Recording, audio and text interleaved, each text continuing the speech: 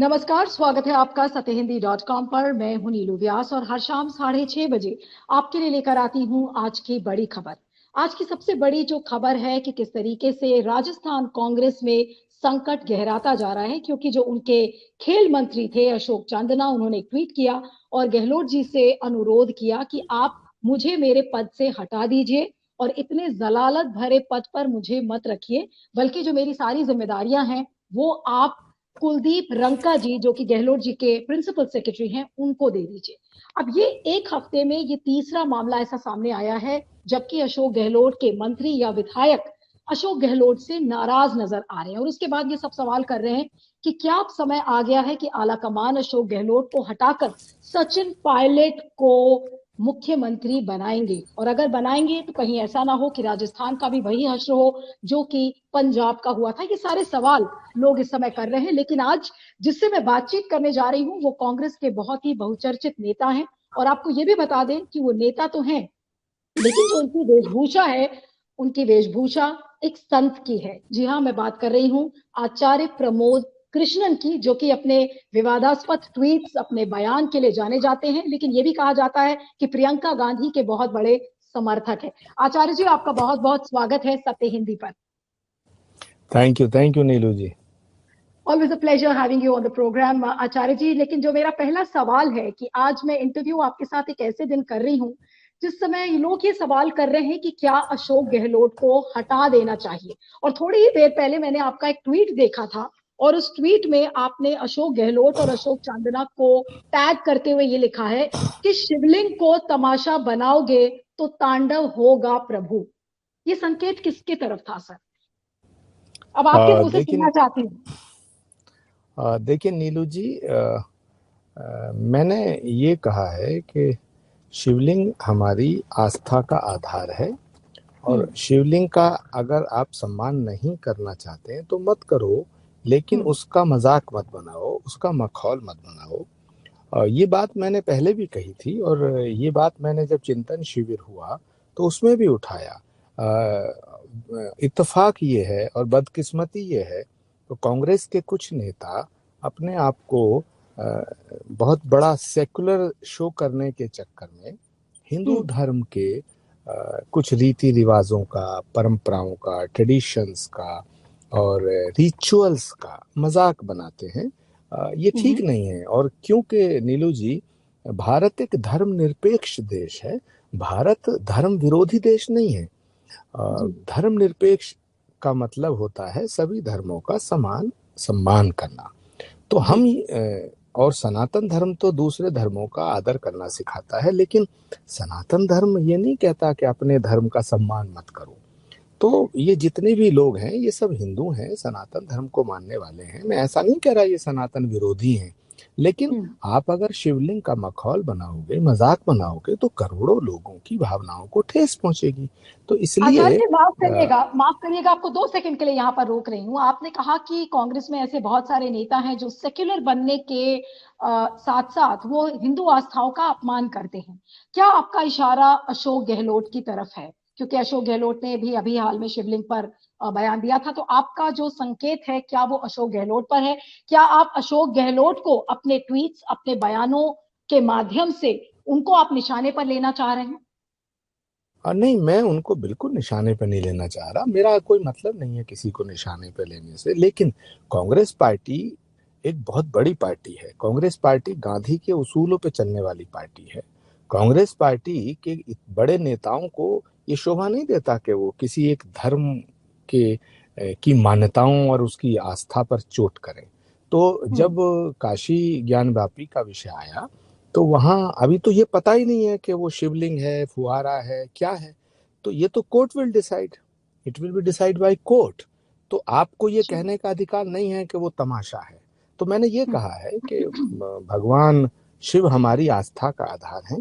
तो उनका सम्मान करो तो बहुत अच्छा, अगर सम्मान ना करो तो कोई बात नहीं है, लेकिन अपमान मत करो, उन्हें तमाशा मत बताओ, मजाक मत बनाओ। तो यही मैंने कहा। तो मुझे लगता है कि भगवान शिव, अभी उनके जो नजदीकी मंत्री हैं उन्होंने इस्तीफा दिया, बवाल हम्म। मचा है। अभी आदरणीय प्रियंका गांधी जी के सचिव भी हैं और हमारे उत्तर प्रदेश के प्रभारी हैं, वहाँ के एमएलए रहे हैं, वहाँ का मंत्री का दर्जा प्राप्त धीरज गुजर जी हैं, एक वहाँ के यूथ कांग्रेस के अध्यक्ष हैं, राजेंद्र बिधूड़ी हैं, ये सब वहीं के विधायक हैं, उन्हीं के लोग हैं सब। अब वो कह रहे हैं कि साहब वहाँ अफसरशाही निरंकुश हो चुकी है, लूट मचा रखी है। तो भाई जो जनप्रतिनिधि हैं, आपको आपका फर्ज बनता है कि आप उनके हितों की रक्षा करें, उनका सम्मान करें। तो अगर नहीं आपके लेकिन मंत्री आचार्य जी, आपको छोड़ के जा रहे हैं, तो प्रमोद इसका जी आप मतलब है। प्रमोद जी, लेकिन आपको नहीं लगता है कि वहां पर ब्यूरोक्रेसी इतनी ज्यादा हावी हो चुकी है कि अशोक गहलोत को शायद काम नहीं करने दे रही है? या अशोक चांदना जी का संकेत क्या था कि वो अशोक गहलोत जी को निशाने पर ले रहे हैं, या ब्यूरोक्रेसी में कुलदीप रंका जी को वो ब्लेम कर रहे हैं? देखिए, अगर ब्यूरोक्रेसी जनप्रतिनिधियों का सम्मान नहीं करती है, तो ब्यूरोक्रेसी पे अंकुश लगाने का काम चीफ मिनिस्टर को करना चाहिए। तो ओके। ये सवाल तो अशोक चांदना जी से पूछना चाहिए, उन्होंने अपने बयान में क्लियर किया है। धीरज हम्म। गुजर जी से पूछना चाहिए। और जो वहाँ के गणेश घोगारा हैं, विधायक हैं, उनसे पूछना चाहिए।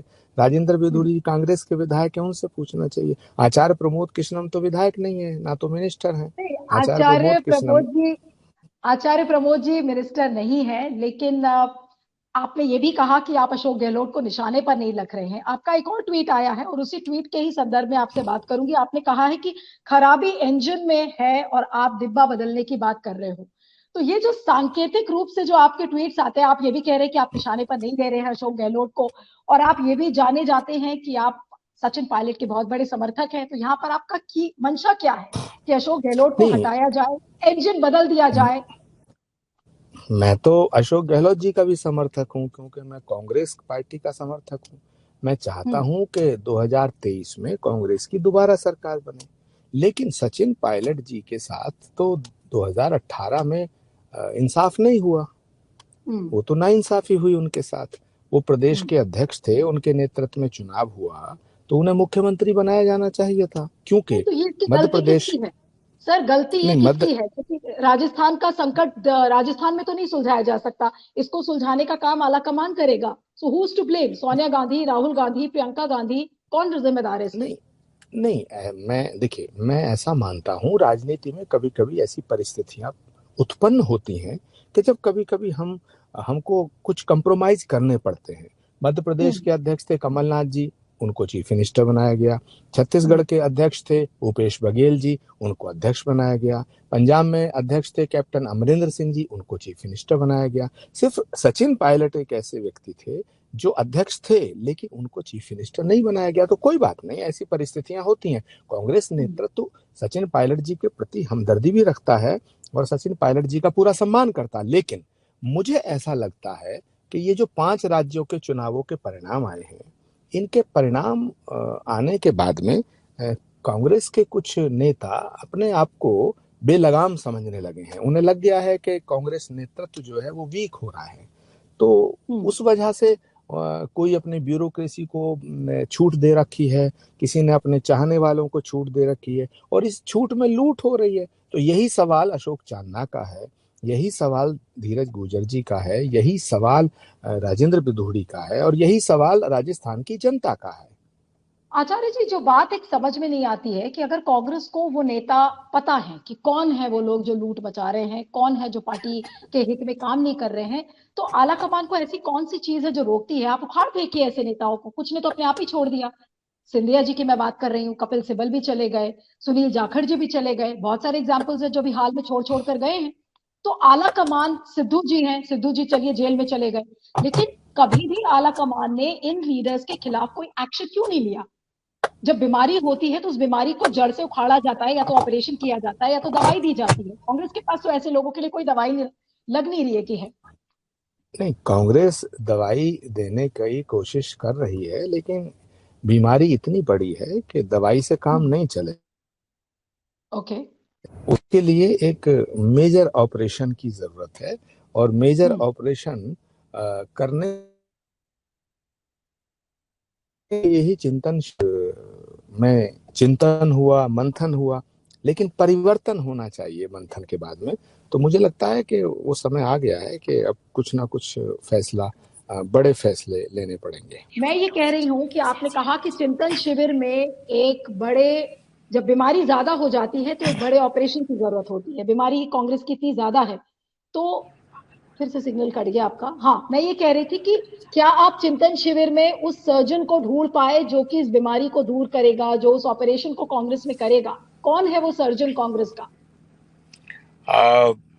कांग्रेस में जो सर्जन है वो कांग्रेस लीडरशिप है, और कांग्रेस लीडरशिप इस पे गंभीरता से विचार कर रही है, क्योंकि सर, लीडरशिप अगर बहुत वेग टर्म है। कांग्रेस के लिए लीडरशिप बहुत वेग टर्म है। आपने खुद भी इसके पहले कहा है। प्रियंका गांधी की आपने जमकर सराहना की है कि देखिए वो एक ऐसी हैं जो दुर्गा के रूप का अवतार है उनका, और वही वध कर सकती हैं बीजेपी का। इस तरीके के आपके बयान आए हैं।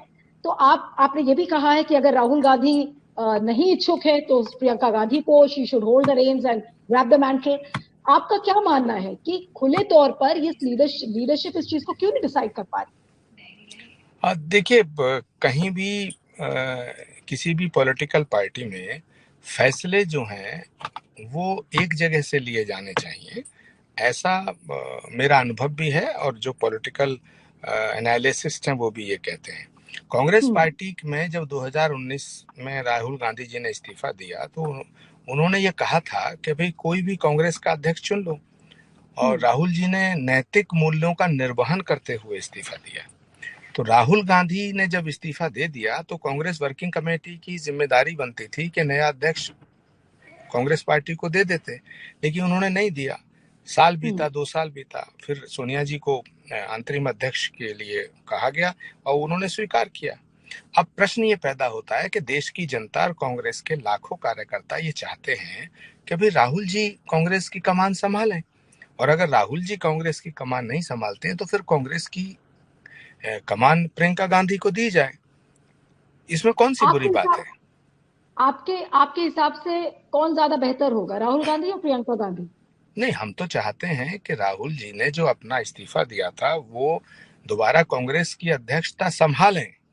अगर हम्म। वो नहीं संभालते हैं तो कांग्रेस पार्टी का फजीता हो रहा है, और कांग्रेस पार्टी निरंतर जो है लोगों के निशाने पे आ रही है।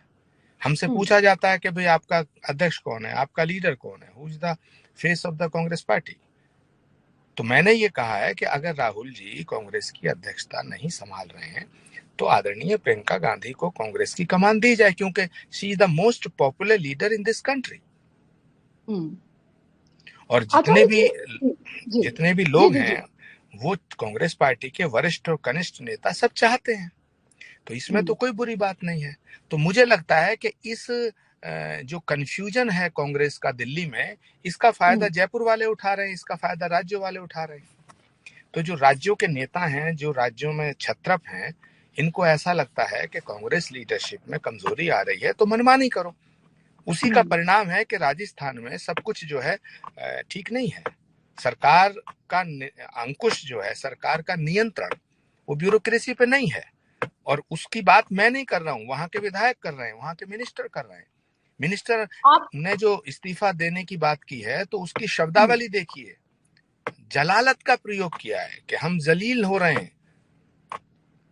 कहीं किसी मिनिस्टर हम्म। ने अपने चीफ मिनिस्टर को चिट्ठी लिखी है? तो मेरा सवाल नहीं है, सवाल है राजस्थान की जनता की अपेक्षाओं पर सरकार को खरा उतरना चाहिए। दूसरा, हम्म। वहां सांप्रदायिक सद्भाव जो राजस्थान का सबसे बड़ी पूंजी थी, करौली में दंगा, जोधपुर में दंगा, है ना, हम्म। बवाल ही बवाल, उधर ब्यूरोक्रेसी, उधर कोऑर्डिनेशन का अभाव है। तो ऐसे में मुझे लगता है कि अशोक जी बहुत वरिष्ठ नेता हैं, उन्हें खुद सोचना चाहिए। अगर मतलब खुद से पार्टी उनको हट का जाना चाहिए? अगर पार्टी का आप और सरकार आप का कह रहे हैं कि आपस अशोक में जी को। तालमेल नहीं है हम्म। आप तो कह रहे हैं कि अशोक जी को खुद से हट जाना चाहिए? नहीं, मैं क्या कह रहा हूँ, लोग कह रहे हैं। हम्म। अच्छा आचार्य जी, मुझे ये बताइए, ये सारा संकट इस समय आया है जब राज्यसभा के चुनाव सिर पर हैं, कुछ ही समय बचा है। और चार में से कहा जा रहा है बार बार कि चार में से तीन सीटें कांग्रेस जीत जाएगी। आप कहाँ पे अपने आप को देखते हैं? क्या आप राज्यसभा के चुनाव की दौड़ में हैं? आपके बारे में ये भी कहा जा रहा है कि आपको यूपी के राज्य का प्रदेश अध्यक्ष बना दिया जाएगा। बहुत सारी बातें और चर्चाएं चल रही हैं आपके बारे में। तो कुछ शेयर करिए अगर सत्य हिंदी के व्यूअर्स के साथ, कुछ न्यूज दीजिए हमें भी कुछ बड़ी, जो ताकि हम ब्रेक कर सके इस समय। देखिए नीलू जी, मैं किसी दौड़ में नहीं हूँ, क्योंकि मैं जानता हूं मैं एक हिंदू धर्मगुरु हूं, एक प्रतिष्ठित स्थापित श्री कल्की पीठ के पीठाधीश्वर के रूप में हूं। लेकिन मेरा फर्ज बनता है कि अधिकतर हिंदू संत महात्मा साधु वो बीजेपी के साथ हैं। मैं गांधी के विचारधारा पे चलकर इस देश को एक रखने के लिए कांग्रेस के साथ हूं और मैं कांग्रेस के साथ ही रहूंगा। पर मैं किसी राज्यसभा की दौड़ में नहीं हूं। मैं जानता हूं कि कांग्रेस पार्टी के भीतर कुछ ऐसे नेता हैं जो किसी हिंदू धर्मगुरु को राज्यसभा नहीं भेजेंगे। क्यों? आपको ऐसा क्यों लगता है? आपका एक बयान भी मैं देख रही थी कि कांग्रेस पार्टी के अंदर बहुत सारे वामपंथियों का कब्जा हो गया। अभी कुछ दिन पहले शायद आपने बोला था इस बात को। तो क्या इन वामपंथियों के कब्जे की वजह से आपको राज्यसभा नहीं भेजा जाएगा? नीलू जी, मैं राजनीति में हूं, लेकिन मैं ये नहीं मानता हूं कि राजनीति में होने का मतलब ये है कि झूठ बोला जाए, पार्शियलिटी की जाए, हिपोक्रेसी की जाए। मैं सच बोलने का आदी हूं और आपका तो चैनल ही सत्यहिंदी.com है, सत्य के नाम से है। हिंदू धर्मगुरु होना बीजेपी के लिए, बीजेपी में एक अच्छाई मानी जाती है वहां, लेकिन वहां क्वालिफिकेशन है। लेकिन विपक्ष में हिंदू धर्मगुरु होना डिस्क्वालिफिकेशन है, अवगुण है, दोष है। जी, आप कह रहे हैं कि अवगुण है, दोष है। तो क्या बीजेपी के का जो हिंदुत्व का एजेंडा है वो अब आप जैसे लोग कांग्रेस के अंदर उसको बैठकर काउंटर करेंगे? क्या वो जिम्मेदारी अब आपको दी जाएगी? मैं यहाँ पर पद या किसी राज्यसभा या लोकसभा चुनाव की बात नहीं कर रही हूँ। क्या आपका वो दायित्व होगा? नहीं, मुझे जो काम करना है कांग्रेस के लिए वो मैं कर रहा हूँ। लेकिन अब मैं हिंदू धर्मगुरु तो हूँ, कल की पीठाधीश्वर तो हूँ। मैं अपनी उस मर्यादा को ताक पे तो नहीं रख सकता हूँ, लेकिन मैं बिना पद के अपना काम कर रहा हूँ। इस देश के लिए जो जरूरी है वो कर रहा हूँ। कांग्रेस पार्टी के साथ खड़ा हूँ, कांग्रेस का तिरंगा लेके खड़ा हूँ। मैं चिंतन शिविर में आमंत्रित किया गया था, मैंने वहां भी ये बात उठाई थी। मैंने कहा था कि धर्मनिरपेक्षता का मतलब हिंदू धर्म का विरोध नहीं है। यदि धर्मनिरपेक्षता का मतलब धर्म विरोध होता तो गांधी जी की समाधि पे हे राम क्यों लिखा होता है? भारत के मुख्य न्यायाधीश की आसन के पीछे यतो धर्मस्ततो जय क्यों लिखा होता? वसुधैव कुटुंबकम भारत की संसद पे उपनिषद का सूत्र क्यों अंकित होता? तो मैं ऐसा मानता हूं कि भारत धर्मनिरपेक्ष राष्ट्र है और धर्मनिरपेक्षता का मतलब, सेकुलरिज्म का मतलब हिंदू धर्म का विरोध नहीं है। तो मैं आज भी कह रहा हूं, मगर कांग्रेस पार्टी के अंदर कुछ ऐसे नेता हैं जो कांग्रेस के नेतृत्व के काफी निकट हैं और वो हिंदू शब्द से, राम से, वंदे मातरम से, भारत माता की जैसे उन्हें परहेज है, उन्हें प्रॉब्लम है। नहीं, तो जो जो चीज कांग्रेस के जो और नेता नहीं कर पा रहे हैं, आप कह रहे हैं कि आप उनको लोग, उन नेताओं को परहेज है, तो ये काम आप क्यों नहीं करते? इस काम की जिम्मेदारी कांग्रेस आपके ऊपर क्यों नहीं डाल देती? नहीं, मैं ये काम कर रहा हूं। बीजेपी चाहती है नीलू जी कि कांग्रेस पार्टी हिंदू विरोधी सिद्ध हो जाए। मैं चाहता हूं कि बीजेपी का जो पाखंड है वो उजागर हो। कांग्रेस हिंदू विरोधी पार्टी नहीं है। कांग्रेस हिंदू विरोधी पार्टी नहीं है। कांग्रेस तो सभी धर्मों को समान रूप से लेके चलने वाली पार्टी है। नहीं, लेकिन आचार्य जी, कभी कभी आपके कुछ बयान आते हैं जो बहुत ही ज्यादा विवादास्पद हो जाते हैं। जैसे कि एक बयान आपने 2017 में आपने एक बयान दिया था। आचार्य जी, आप मुझे सुना? आचार्य जी, आप मुझे सुन सकते हैं? आचार्य जी, कैन यू हियर मी? हाँ, आपका जो कभी कभी, जी, आपका कभी कभी जो बयान आता है बहुत विवादास्पद हो जाता है। जैसे 2017 में आपने कहा कि people who are not followers of prophet can not be together with us, यानी कि जो लोग फॉलोअर्स प्रॉफिट के नहीं है वो हमारे साथ नहीं हो सकते। तो उससे क्या आपको लगता है कि जो हिंदू जो वोट बैंक है वो आपकी तरफ आएगा? और इसीलिए आपको कहते हैं कि आपके लिए बोला जाता है कि जी, मैं रिलीजन के नाम पर वोट नहीं मांग रहा हूं। मैं ऐसा बिल्कुल नहीं कहता हूं। मैंने राम के नाम पर वोट नहीं मांगा। मैंने पैगंबर मोहम्मद के, मैं होम मिनिस्टर ऑफ इंडिया से चुनाव लड़ा लखनऊ में, मैंने एक बार भी नहीं कहा कि आप मुझे इसलिए वोट दे दो कि मैं धर्मगुरु हूं। ना ना ना, राजनीति में लेकिन धर्मगुरु अगर कोई है तो है, क्या कर सकते हैं? जैसे डॉक्टर पॉलिटिक्स में आता है तो वो डॉक्टरी थोड़ी छोड़ देता है। अगर कोई इंजीनियर पॉलिटिक्स में आता है वो इंजीनियरिंग थोड़ी छोड़ देता है। अगर कोई एडवोकेट आता है तो वो वकील तो रहता है ना। कपिल सिब्बल साहब अब पॉलिटिक्स में हैं तो वो एडवोकेट तो हैं। अगर आप पॉलिटिक्स में आएंगी तो आप जर्नलिज्म थोड़ी छोड़ देंगी।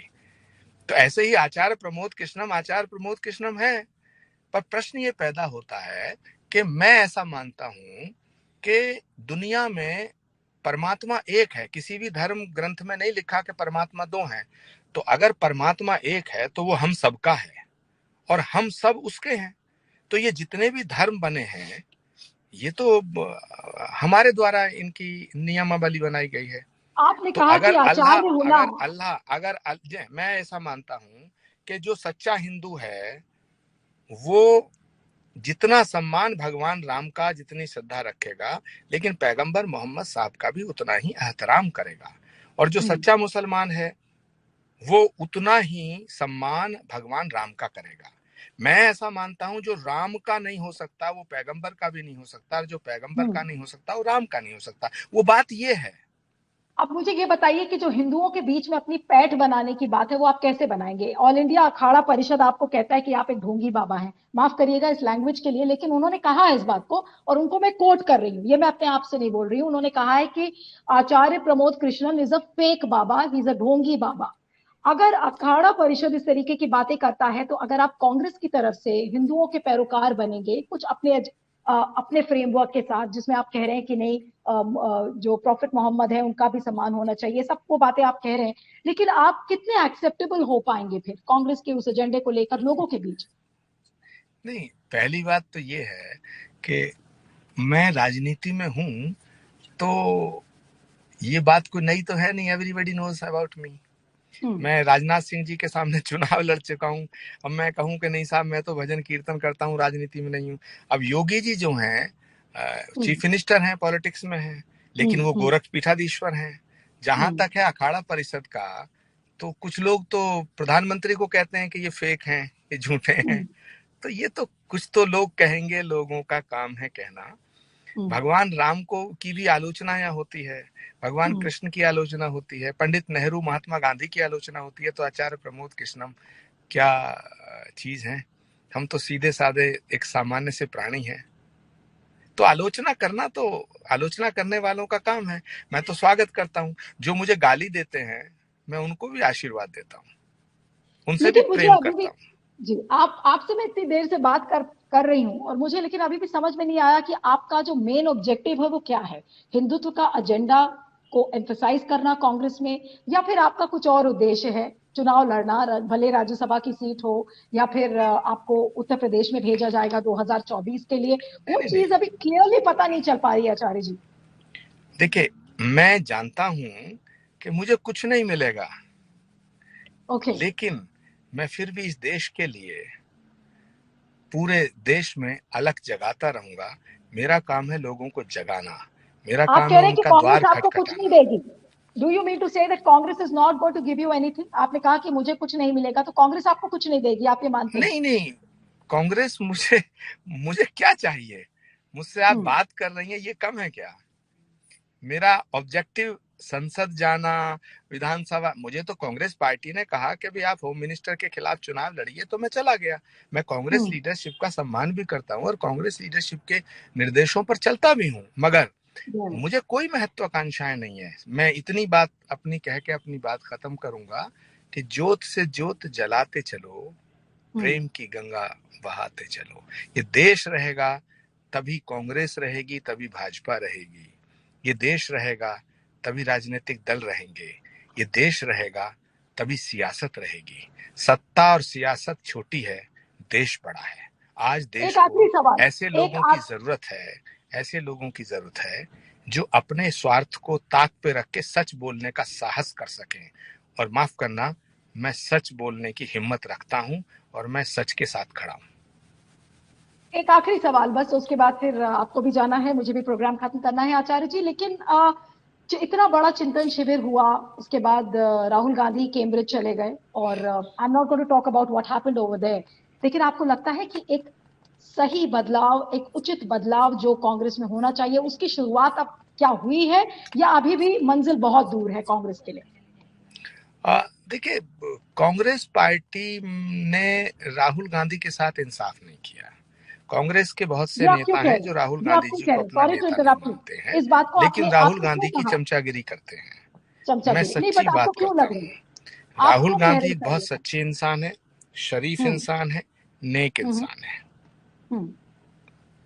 हेलो। आपके कहने का मतलब ये है कि लोग कांग्रेस में राहुल गांधी को धोखा हेलो। धोखा देने के लिए बैठे हैं। Can you hear me? Hello. Hello. Can you hear me Acharya ji? Acharya ji, can you hear me? Hello. Acharya ji? Hello. Acharya ji, can you hear me? Hello. Hello? Hello. Hello. Acharya ji? Hello. Hello hello, can you hear hello. Me? I can hear you very hello. Clearly. Hello. Acharya ji, can you hear me? Hello. Hello. चलिए, अब समय भी खत्म हो रहा नीलू है, जी, मुझे आवाज नहीं लगता है आ कि रही? हाँ, नहीं नहीं, मुझे आपकी आवाज आ रही है। आप मुझे सुन सकते हैं? Hello. Hello. Hello. I can not hear you Acharya ji, I can not hear you at all. Yes. करो। बस मेरा एक सवाल रह गया था, उसके बाद फिर ये प्रोग्राम खत्म करूंगी, 7 बजने वाले हैं। वीडियो हट गई। Hello. Acharya ji, can you hello. Hear me? या प्रॉपरली। या बस बहुत संक्षेप में एक सवाल मुझे जो करना था कि आपने कहा कि राहुल गांधी के साथ कांग्रेस के ही नेताओं ने न्याय नहीं किया। आप ये बात क्यों कह रहे थे? क्यों आपको ऐसा लगता है कि उनके साथ न्याय नहीं हुआ है और उनको लोग धोखा दे रहे हैं? मुझे लगता है राहुल जी के खिलाफ एक बहुत बड़ी साजिश हुई कांग्रेस पार्टी में। और हम्म। राहुल जी बहुत ही ईमानदार और शरीफ इंसान हैं, और वो बहुत ही क्लीन हार्ट इंसान है। और हम्म। कांग्रेस पार्टी उनके सामने, उनके इर्द गिर्द एक पूरा का पूरा इस तरह का वातावरण तैयार किया गया, जैसे राहुल गांधी को दिखाते हैं कि उनके प्रति समर्पित है, लेकिन पीछे सब राहुल गांधी जी की बुराइयां करते हैं। और राहुल गांधी बहुत ही ऐसे इंसान है जिन्होंने भरोसा किया सब पे। जिन जिन पर उन्होंने भरोसा किया उन सब ने उन्हें धोखा दिया, वो सब छोड़ के चले गए धीरे धीरे करके।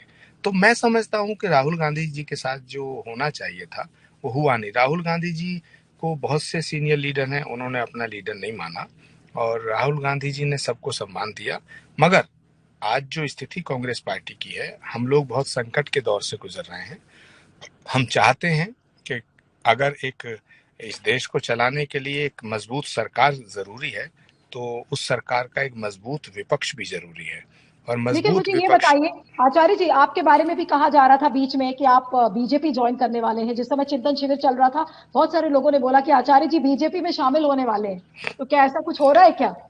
आप मुझे बताइए कि मैं शिवलिंग का सम्मान करने की बात करूं तो क्या हम्म। भाजपा में जा रहा हूं? अगर मैं कहूं कि वंदे मातरम हमारा था, देश की आजादी की लड़ाई वंदे मातरम को लेके लड़ी गई, आपने हम्म। वंदे मातरम छोड़ दिया। मैं कहूं आपने भारत माता की जय बोलना छोड़ दिया।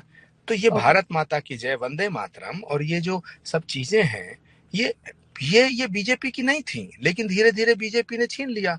तो भाई हम्म। ये तो गलत बात है। भारत माता की जय हमारा है, वंदे मातरम हमारा है, भगवा हमारे राष्ट्रीय झंडे का रंग है। तो जी।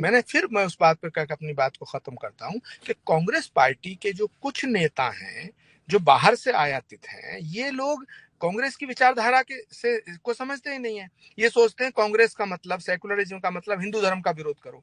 तो हिंदू धर्म का विरोध करना सेकुलरिज्म नहीं है। धर्म निरपेक्षता का मतलब धर्म विरोध नहीं है, ये समझना पड़ेगा। महात्मा गांधी से बड़ा कोई सेकुलर नेता है क्या? महात्मा गांधी की प्रार्थना शुरू होती थी, रघुपति राघव राजा राम, पतित पावन सीताराम। तो हम तो गांधी के फॉलोअर हैं भाई। हम चाहते हैं कि हर एक जी। धर्म का सम्मान हो, लेकिन लेकिन हम अपने धर्म और अपनी आस्था पे कायम रहें, दूसरे धर्मों का सम्मान करें। ये सेकुलरिज्म है। ये समझना ओके। पड़ेगा कांग्रेस के उन नेताओं को जो रोज हिंदू धर्म का मजाक बनाते हैं, जो रोज शिवलिंग पर हंसते हैं। ये करोड़ों हिंदुओं की आस्था का सवाल है। यदि मैं अपने धर्म के प्रति समर्पित नहीं रहूंगा, तो माफ करना, दूसरे धर्म का भी सम्मान नहीं करूंगा। I'm really running out of time. I wish I could have continued this conversation with you. Always a pleasure having you on the program. Thank you, Acharya ji. Thank you so much. Thank you Neeru